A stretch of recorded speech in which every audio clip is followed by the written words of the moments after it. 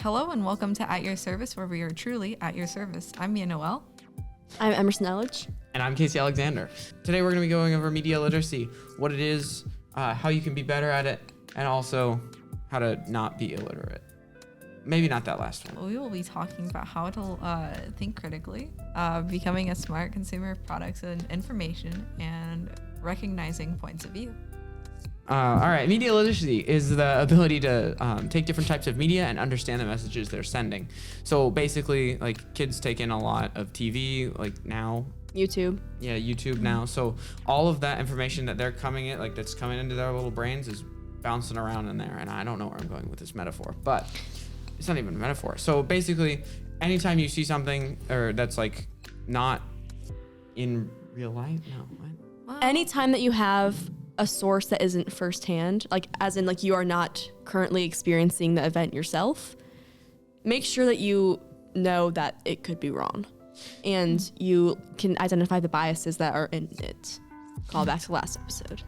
Ooh. Oh. All right. So the digital age has been like super easy to like for anyone to just make stuff. Right? Yeah. I can like right now. Actually, it's super. Actually, it's not. We're but currently making stuff. yeah, we're currently making stuff on the internet. So I mean, it's proof. Like just 3 high schoolers can make their own thing and become. Are we credible? It's not. Let's not make our viewers question that.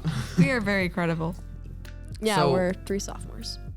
Yeah. So like anyone can really make content. You just got to make sure who is good at making it and also who can make the most accurate and neutral sources, information and stuff. So like that's a big problem with credibility as media, or media, as Mia said there. Like if your sources aren't credible, if you heard from this dude that knows this lady whose cousin said something about you, it's probably not the most accurate data. It's like like when we were how- in elementary school and we play like the Yeah. telephone game. Yeah. Yeah. And then like when you got to the end of the line, you know, something Yeah, it'd completely be like different. I it starts out as like, I don't know, give me a word, cupcake. And then it'd be Cupcake, I don't so know. I think the best example of this is a game that we play in speech team. Actually, it's like, so you're standing full front, right? The person does an action, and the person the person right next to them, or we're in a circular. Telestrations. Yeah. So sure. So they do an action. They're like banana really loud, and then the person right next to them has to do that same action, no matter how ridiculous, equally as like that high level. So if I go banana, Mia, banana. Emerson. Banana. See, it's all like it's different, and because we're all kind of extroverts, at least No. we all have extroverted qualities. No. We're all talking on the internet. True. We're comfy 4 talking people on the in internet. this room. It's true. It's not exactly a lot of. Anyway, so I guess the best example I can think of taking a source and misconstruing the information would be the board game. I don't know if it's a board game, but the game Telestrations, where first someone like writes down like, I don't know, like a word, and then someone else then they pass the word to someone else, and then that person has to draw a picture, and then someone else looks at the picture without knowing the word and then writes down what they think the word is, and then they pass it on to someone else and who then they then draw a has picture to of and then that's actually so interesting. Yeah. That is really cool. We should play that. we should play it. That would be fun. That'd be fun.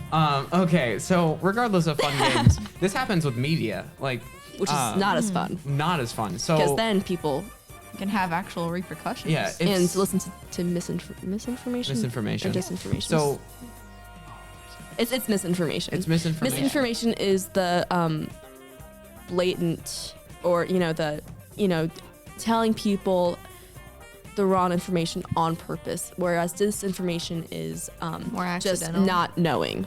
Like Yeah. yeah. It's also called ignorance. So what will happen is a source like the AP, which is generally like the Associated Press, which is generally considered a very neutral source, right? Yes. Probably one of the most neutral.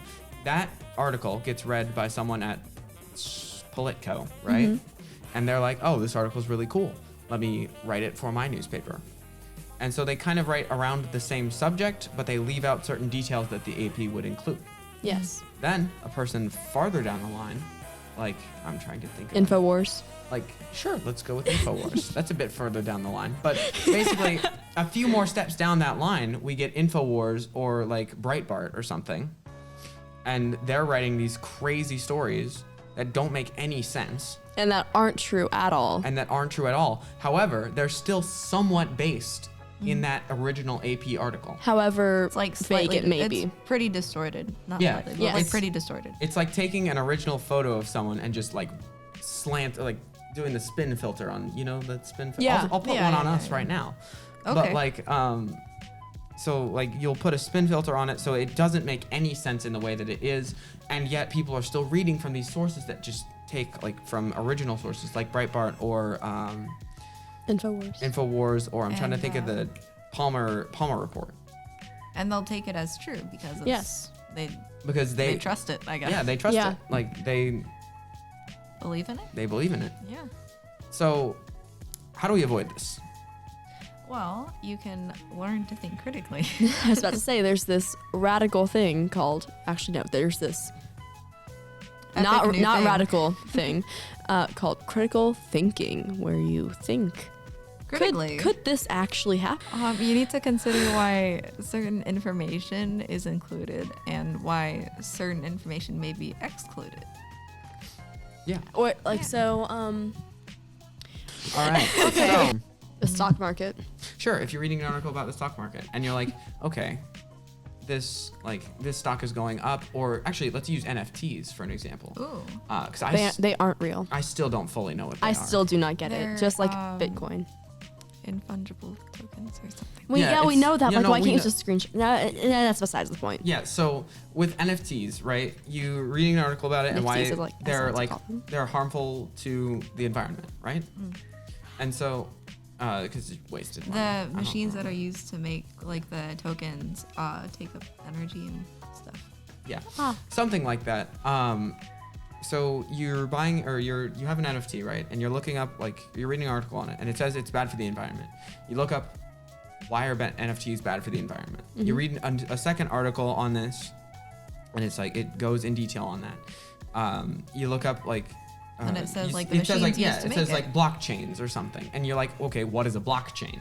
Mhm. So, what I'm saying is go 5 questions deep. Yes. Find out just the most thorough from all different sources, like what is this item or belief or system.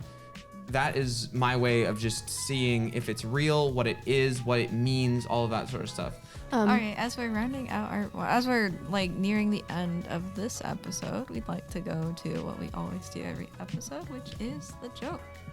I would like to tell the joke today, if that is all right with you guys. Hey, you did the intro. Yeah. Go ahead. All right. Where do surfers go to school? Where? Boarding school. Ha ha ha. Surfboarding school. You got it. No, just the light blue. All right, we're good. Thank you for watching. No, all right. Thank you for watching today's episode of At Your Service. My name is Mia Noel. My name is Casey Alexander. I'm Emerson Ellich, and our next episode is civics. What's our next episode? Civics. Oh, it is? Okay. And this has been At Your Service. Thank you so much for watching. Bye. Bye.